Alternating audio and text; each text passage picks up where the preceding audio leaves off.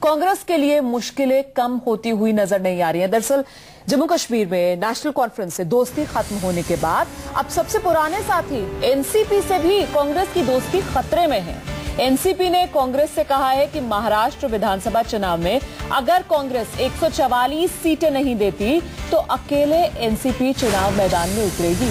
दरअसल एनसीपी नेता अपने सुप्रीमो शरद पवार का मिजाज भांपकर कांग्रेस को ये तेवर दिखा रहे हैं। प्रधानमंत्री नरेंद्र मोदी के प्रमुख सचिव नृपेंद्र मिश्रा की नियुक्ति को लेकर लोकसभा में ट्राई एक्ट संशोधन बिल का समर्थन कर शरद पवार ने सभी को चौंका दिया था। शरद पवार ने कांग्रेस का तब साथ नहीं दिया था।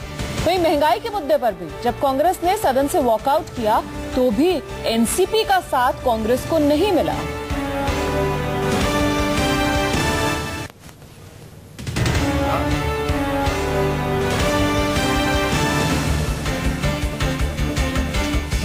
अगर आप इतिहास उठा के देखें तो सबसे ज्यादा पुरानी और कंसिस्टेंट पार्टनर यूपीए की रही है और हमने अच्छे बुरे वक्त में कांग्रेस के साथ दिया है। ये बात कांग्रेस को नहीं भूलनी चाहिए। शरद पवार जैसा कदावर नेता जो उनके साथ खड़ा है, ये उनकी खुद की बहुत बड़ी ताकत है। ये बात मैं समझता हूँ सारा देश इससे सहमत होगा। तो उनका भी फर्ज बनता है कि वो पवार का आदर करें, शरद पवार के कद का, शरद पवार के प्रभाव का, और विशेषकर महाराष्ट्र में इज एन अनक्राउंड किंग, सारे देश के लोग जानते हैं।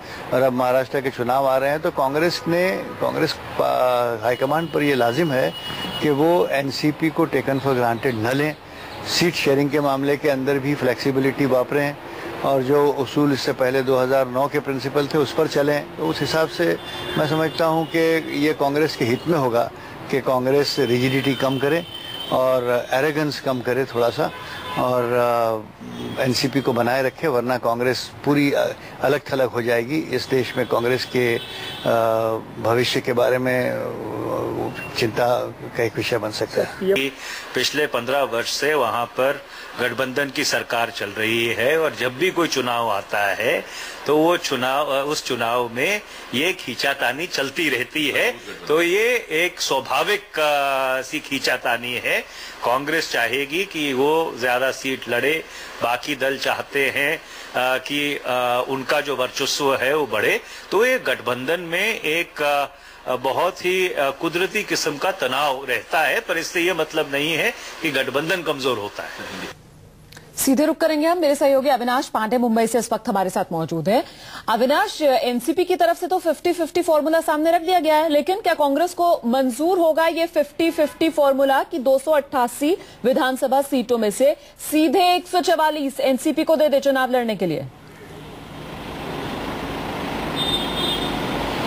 बिल्कुल सही कह रही हैं। इस वक्त कांग्रेस के लिए बेहद मुश्किल भरा वक्त है, क्योंकि जहां एक तरफ उनके मंत्री लोग उनसे नाराज चले, नारायण राणे ने इस्तीफा दिया हुआ, वहीं दूसरी तरफ एनसीपी लगातार दबाव बना रही है। इसके पहले भी अजीत दादा पवार जो कि उप मुख्यमंत्री हैं वो कह चुके हैं कि 146 सीटों से कम पे वो नहीं मानेंगे, क्योंकि लोकसभा में जो उनकी पार्टी का प्रदर्शन रहा है महाराष्ट्र में वो कांग्रेस से बेहतर रहा और इसी बात को वो मुद्दा बना करके इस बार 50-50% की सीटें चाहते हैं। उनके पार्टी के और भी नेता हैं, चाहे प्रदेश अध्यक्ष सुनील तटकरे की बात की जाए, वो भी 50-50 का फॉर्मूला चाहते हैं। इसके पहले तक अक्सर ही महाराष्ट्र में ये होता था कि 174 के आसपास में कांग्रेस लड़ती थी और 114-15 के आसपास में एनसीपी लड़ा करती थी, लेकिन अब कहीं ना कहीं 30 सीटों के आसपास की ज्यादा डिमांड की जा रही है एनसीपी की तरफ से और वजह साफ बताई जा रही है कि हमारा प्रदर्शन बेहतर रहा है। लेकिन 2009 में इसी तरीके का एक तालमेल बना था। एनसीपी 114 सीटों पर, कांग्रेस ने 174 सीटों पर अपने उम्मीदवार उतारे थे।